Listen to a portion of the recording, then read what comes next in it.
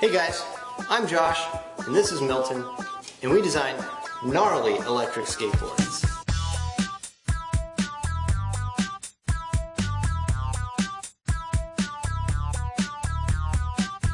Electric skateboarding has been around for quite a while, but I think what you'll find is that most of the electric skateboards available are underpowered, one-wheel drive, and they really lack that fun factor. So in an attempt to bring that fun factor back to electric skateboarding, I'd like to introduce you guys to gnarboards. Gnarboards are the most powerful electric skateboards. They're the fastest electric skateboards. They have the longest range. They have the most traction. And they have the shortest recharge time. I designed gnarboards during my senior year studying industrial design. I started off by designing this hand controller. The green part of this rocker accelerates the skateboard, and the red part applies the regenerative brakes. The rocker pushes on planetary gears which spin these potentiometers for a linear and smooth acceleration. After I designed the hand controller, I built this prototype for my dad. Oh yes, precise control. All I gotta do is not panic. And after I test drove it, I knew that I wanted to make one for myself. So, I spent countless hours designing parts, talking to awesome people, and visiting local manufacturing shops to come up with this, this, and this.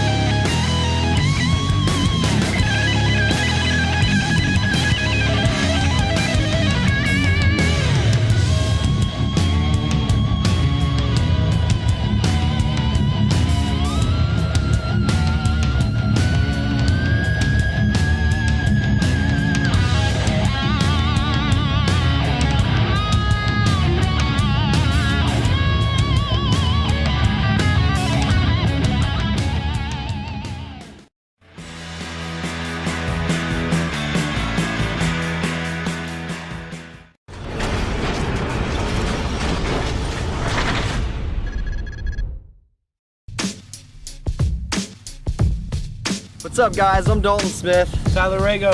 And today we're going to be talking to you about doing drifts on your thick electric skateboard. I prefer to use the Big Daddy. What do you like to use? Street Surfer's my board of choice. As you notice, they both have completely different setups for tires and boards. So today we're going to be talking to you about doing front side, back side, left-handed, right-handed, all the different variations you can do for drifting. And this is going to be a pretty good little tutorial to teach you guys how to take your board and your riding to the next level.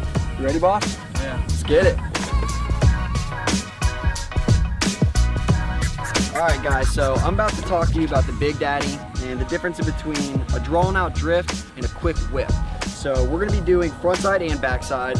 So the first thing is to explain to you what is front side and what is back side. For most people, it's opposite of what they think it is. If I'm going to be doing a drift to the left, that's going to be front side. I'm going to want to grab my rail on the right and pull this way, okay? Back side is actually going to be more towards your front, so that is kind of confusing for some people. So if I'm going to the right, that's going to be my back side drift. So whenever I'm doing front side, that's more of my favorable turn, and it is for a lot of people just because it feels more comfortable.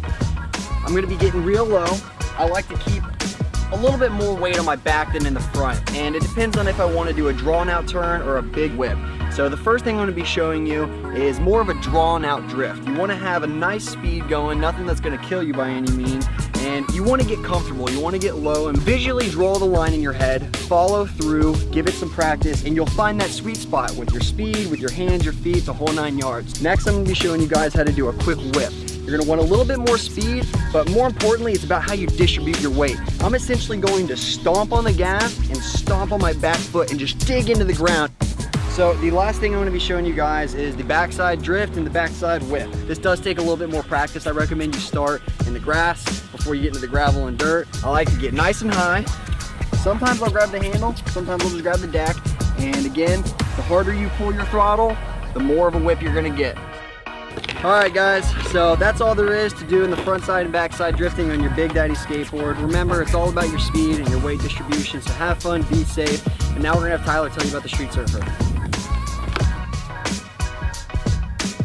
The Street Surfer is a much smaller, lighter board with a lot more grip on the tires.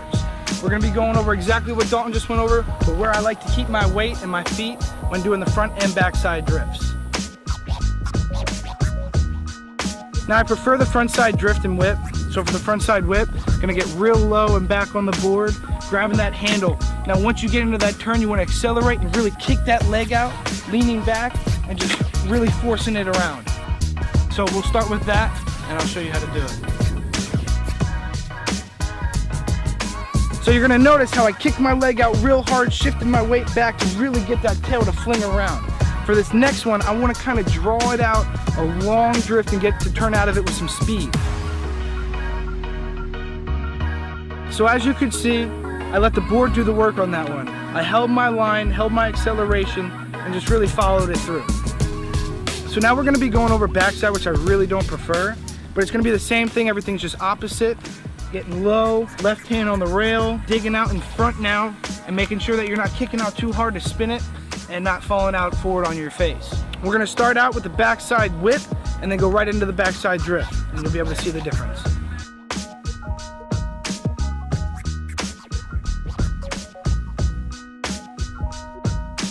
Alright guys, well that was our first trick tip tutorial covering the backside and front side drift on an electric skateboard. So we really appreciate you guys watching. I had a freaking blast. I hope you did too. Heck yeah. So check back next time guys. We're going to be having a bunch of videos coming up showing you how to change the tires, the belt, any sort of adjustments you need on the board. And we're also going to be having new trick tips coming out every couple weeks. So check back and we'll catch you next time. You!